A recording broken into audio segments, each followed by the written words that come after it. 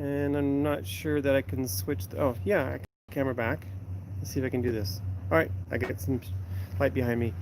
Hello, I am in my greenhouse working, and I thought, wouldn't it be interesting to see if people would be interested in having weekly live Q&As where you could get on the call with me and ask questions about anything that I'm doing. And you could also pre-post questions for the upcoming live, and then I could take those questions on the call. But I don't want to do it if there is an interest. But if you have questions about gardening, how to start your seedlings, beekeeping, we could actually go down to the apiary. If gardening, we would be in the greenhouse. If you have questions about solar, we could talk about solar. What's it like to live on a homestead? Maybe my wife's on herbs or raising chickens, maybe me on raising quail. What kind of results you expect? Those kind of things. So, the real life, unedited, uh, like this right here is all the stuttering and everything. But what we're actually doing, what kind of results we're actually getting right now. So if that's of interest, I've gone ahead and just as the title shows here, I'll go ahead and be live this coming Saturday, and I'll do it at 9 a.m. Mountain Time, just to make sure that there's enough light if I'm out in the greenhouse. And let me know if the audio is coming through good, because I am in the greenhouse and want to make sure that everything's working well. But anyway, so I would go ahead and we'll go live on this coming Saturday, the 30th, at 9 a.m. Mountain, which would be 11 a.m. Eastern and 8 a.m. Pacific time. So, thank you for letting me know the audio is good. Thank you very much. Let me see if can I scroll these? Oh, I can scroll comments here. Good. So if you have questions now, I'll go ahead and take those questions now. And thanks for jumping on the call. But it's middle of January, and I am actually in the greenhouse. I was out here squeegeeing. I'm just going to see if I can't flip the screen back.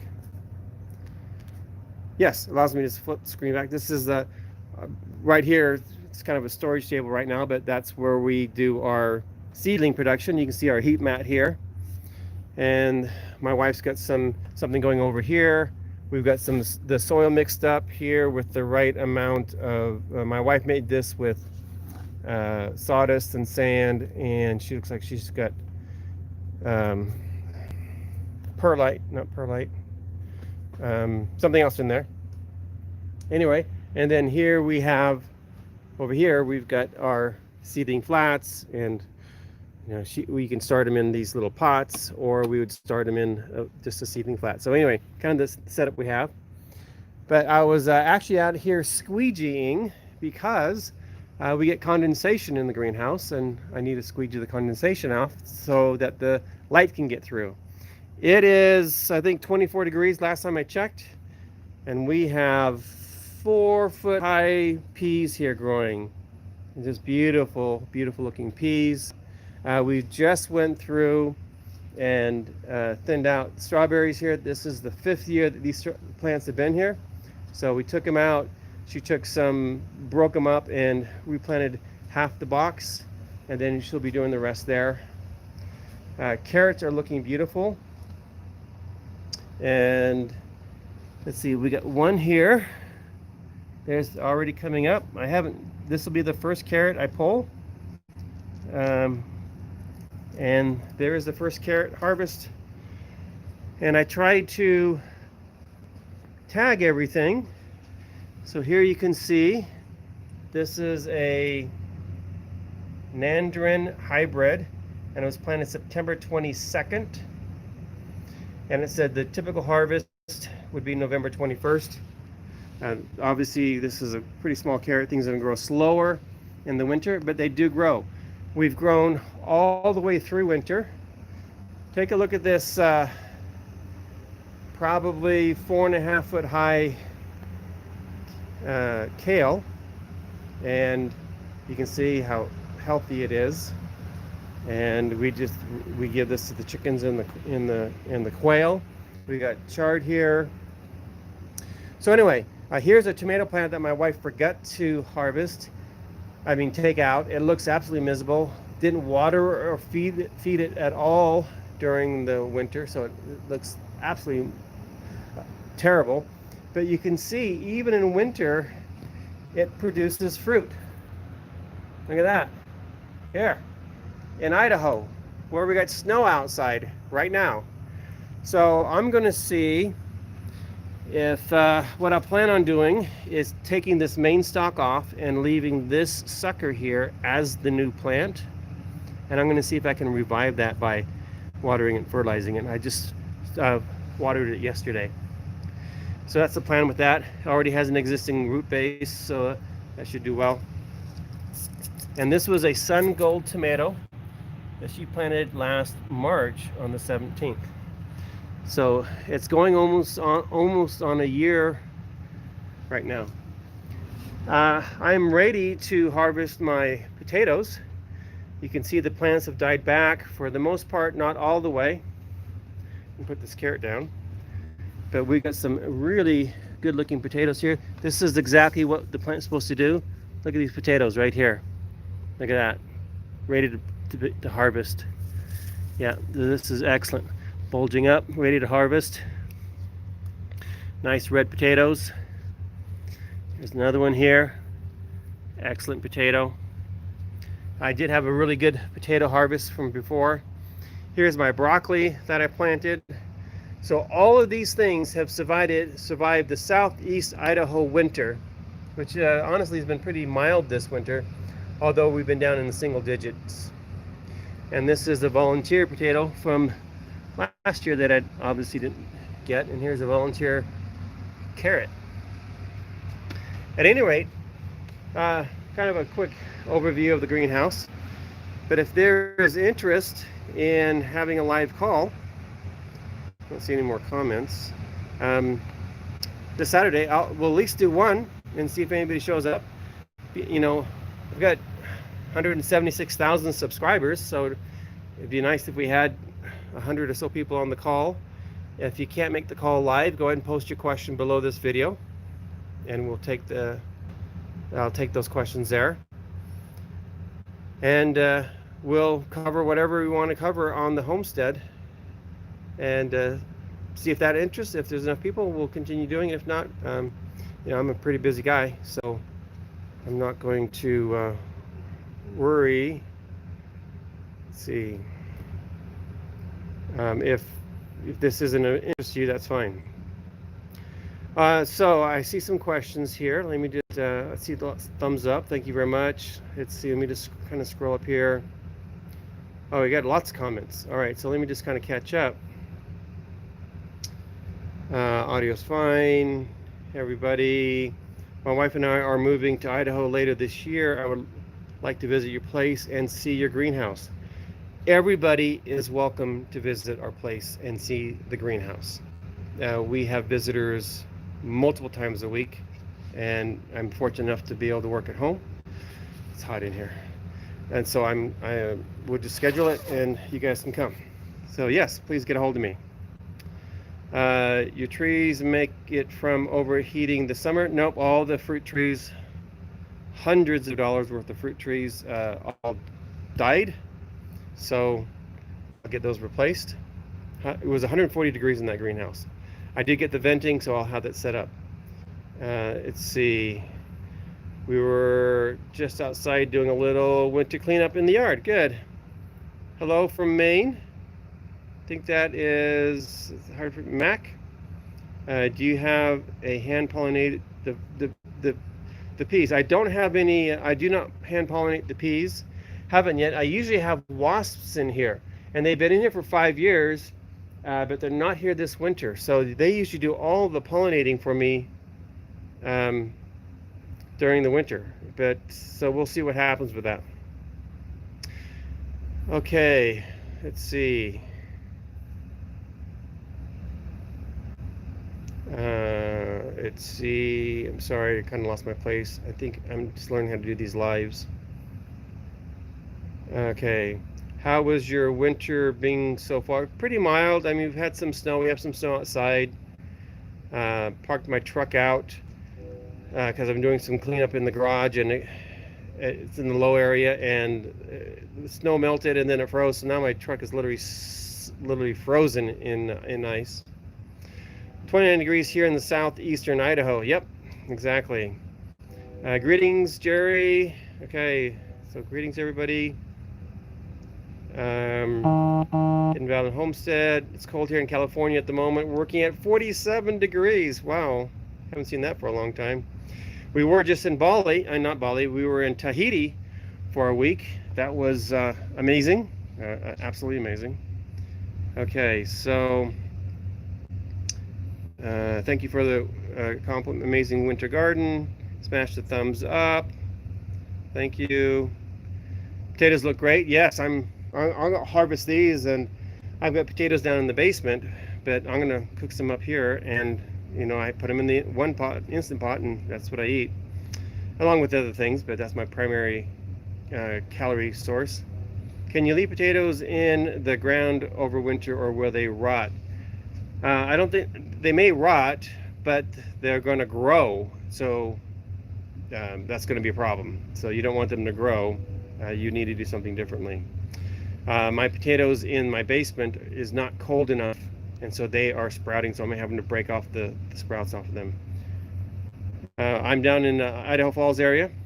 Okay, so we got Max says he'll be here this Saturday. Dave, do you heat that tunnel during the winter? So I have the GeoAir is turned on 24/7. Here's the GeoAir right now, and it is putting out, let's see if we can get this. It's 46.2 degree air coming out, and it's 64.5 degrees and 79% humidity in the greenhouse right now. So I'm putting out 46 degree air, and it was down to the teens last night. So that's substantially warmer, and so that is working really well. I keep it. I have put. Let me just show you. I did put a thermostat on the blower so that it would automatically turn on and off. And then I decided I really didn't want to do that. You can see I have it set all the way maximum temperature, so it stays on until it hits 80 degrees. But really what I want to do is keep it running 24/7, because then it's pulling warm air down into the soil, even though it's 8 feet down, which I wouldn't do again, so watch my other videos on this. But it would actually help warm up the soil a bit and help put out warmer temperatures. So I would probably just, and I do have it on a on-off switch, so I may just take this thermostat out and not use that, because I am running it 24/7. So right now it's putting out 46 degree air. It's 65 in the greenhouse, so it's pulling 65 degree air down into the tubes, which is 20 degrees warmer than the air is putting out. So hopefully it's going to be warming that up here little by little. So I do run it 24/7. Let me get over to where I can see the screen. Love the broccoli. The broccoli is just looking so healthy. I mean, just look at that broccoli, just amazing. It should not have this leaf here. It's not helping, so I should take that out, and it should not be on the ground. Okay, let's see. Lots more comments coming in. Get back to where I was. I want to see more live streams. Okay, good. Talk some prepping for political apocalypse. Yeah, well, you know, people ask me, what am I preparing for? I prepare for an electrical magnetic pulse, an EMP, whether it's man-made or coronal mass ejection. And so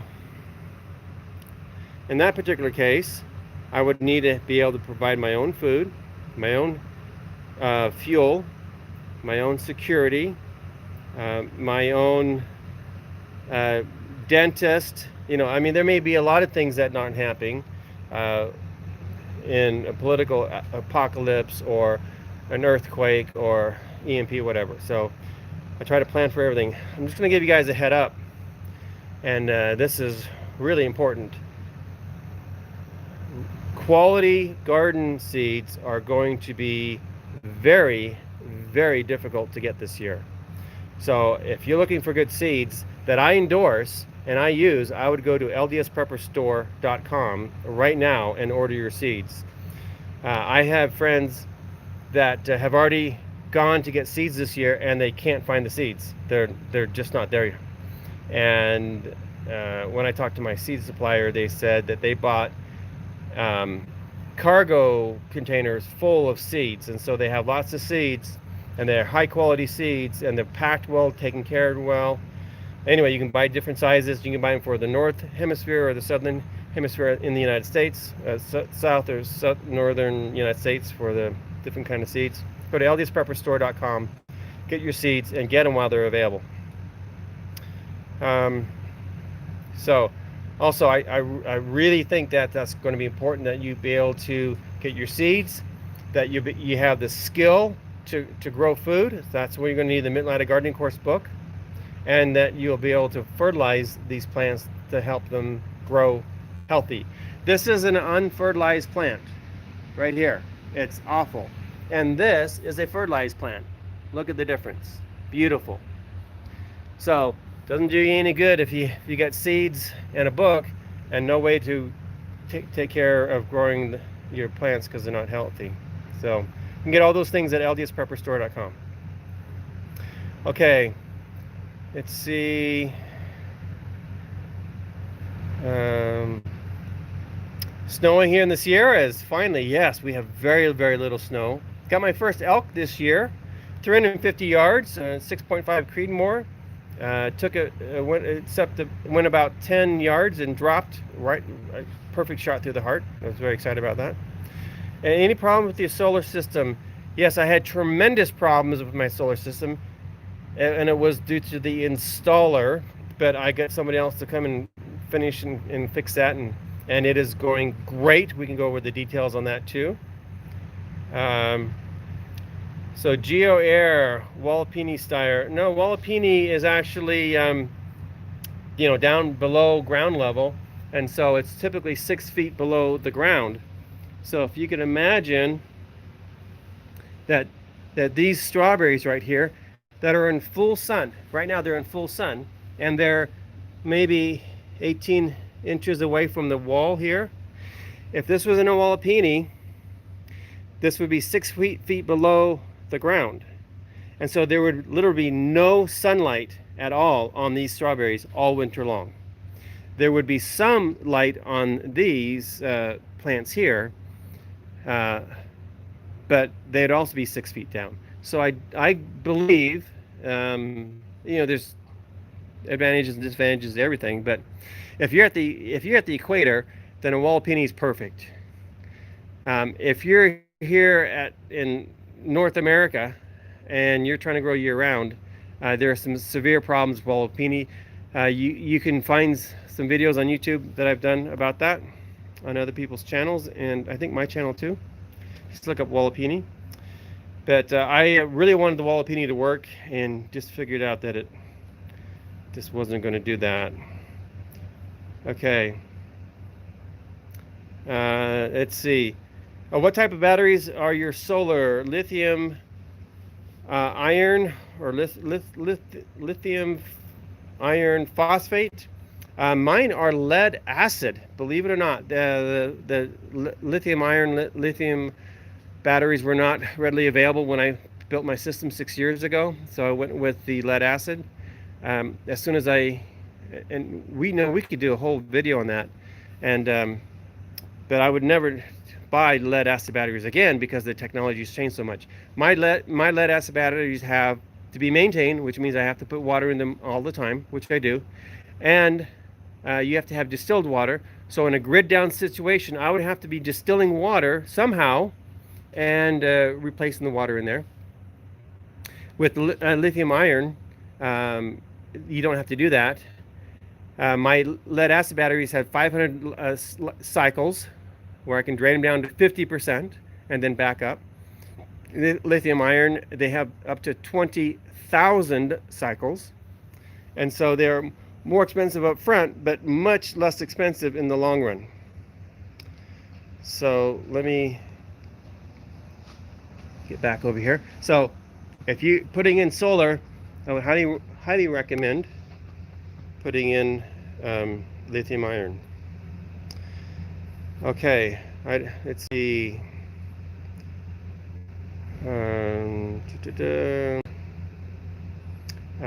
Hi folks, LDS Prepper is a wonderful benefit tool. Thank you very much, appreciate that. How long and deep are your pipes? I recommend, after building 2 greenhouses, spending lots of money and a lot of work doing both, that I would put my pipes, for putting the pipes underneath the greenhouse, I would go down 3.5 feet deep. Please watch my, these pipes here are 8 feet deep. I would never do that again, not necessary. But please watch my videos in the geothermal greenhouse playlist, and you'll see my recommendations there.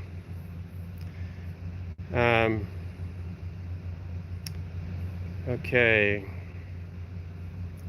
I've got to figure out how to keep these questions up here on my screen. How deep are the pipes? Okay, they're 8 feet, but I recommend 3.5. Just said 8 feet. Okay, love this. Thanks. Oh, why not 8 feet again? You don't need it.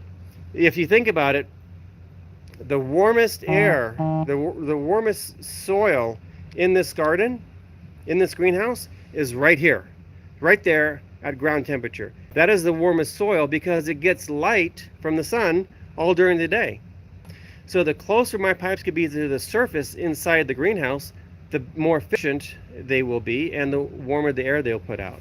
And so I'll go down 3.5 feet, put the styrofoam insulation all the way around the perimeter, and do 2 or 3 layers of pipes, probably 12 inches in between each layer. Have 15% of the cubic space of the greenhouse in pipe length, and I would use perforated 4-inch drain pipe, and that, I think, is the best, absolute best way to do that. So that's what I would recommend. Let's see. Hello everybody. Sorry, the names are hard for me to read because they're kind of small. How do you store seeds for long term? Great question. In a cool, dry place. So the cooler the better. You could eat. Some people say you can't freeze seeds. Some people say you can. So if you can keep them at 34 degrees in a dry place, protected from insects and critters, mice and so forth, they'll last generations, literally generations. But the smart thing to do is get your seeds and use them.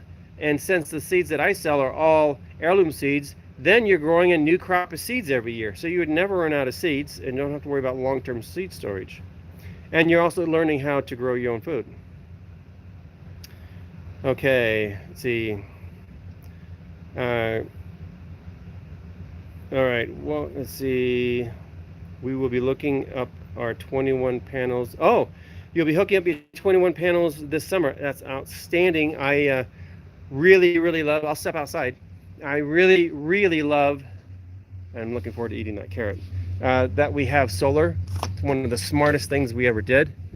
This is the advantage of going live, is that I can be instantly responsive to your questions and actually show you, what we're literally really doing.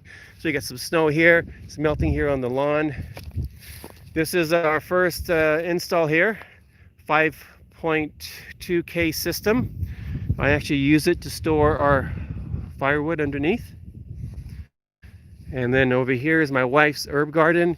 Here's some exterior water storage. That's been there 3 years now. And when I put it out there, I put some, it's well water. I put some chlorine in it, and it has never grown any fungus or anything like that in it.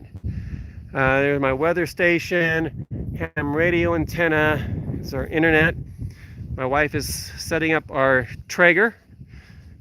And over here, we expanded the 5.K system to a 16K system.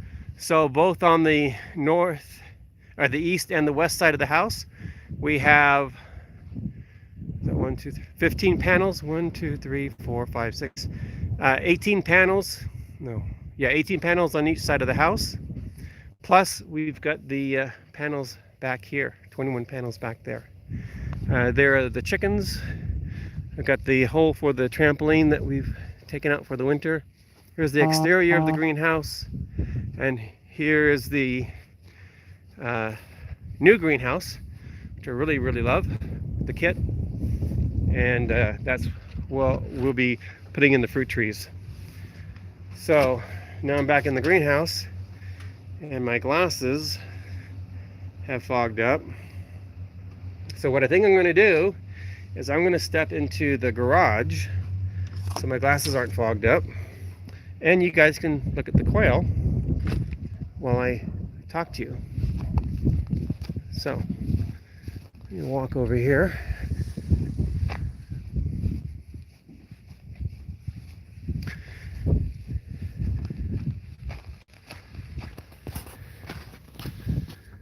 Okay.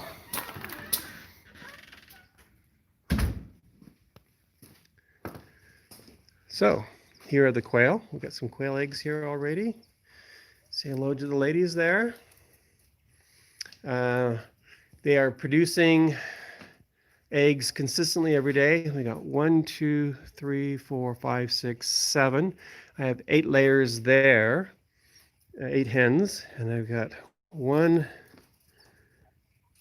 2, 3, 4, 5, 6, 7 eggs there, and I've got 1, 2, 3, 4, 5, 6, 7 layers in there.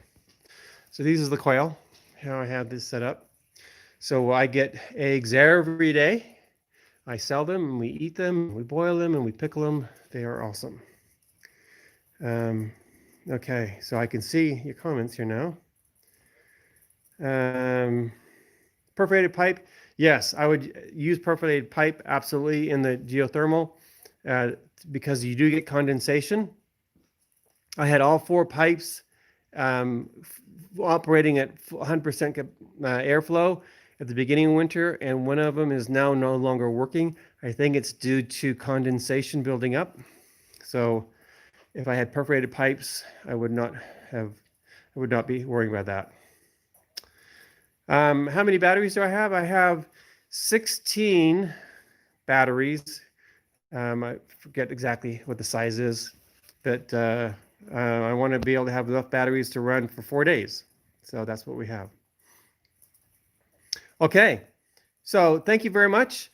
I will be back on live Saturday. Post questions down below if you're watching this later or other questions come up, and we will get those addressed on Saturday. And I'm looking forward to re-engaging with you. If you do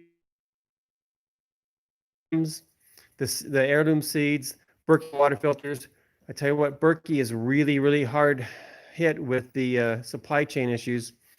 They're getting systems in about every 2 weeks, and I have to be on the computer placing the order live at 9 a.m. my time, and they usually sell out within 35, 45 minutes. And that means everything's gone. And then it's another 2 weeks. So this Monday, Berkey is going to be restocked. So if you want to get at the front of the queue, go over to ldsprepperstore.com and place your order for your Berkey, either the Berkey, Big Berkey, or the Royal. I think the Royal's a better deal. $33 more, and you get a gallon more of capacity. But anyway, yeah, you might try that out. So we will be back with you on Saturday. You guys have a wonderful and blessed day. We'll talk to you later. This is LDS Prepper reminding you, if ye are prepared, ye shall not fear.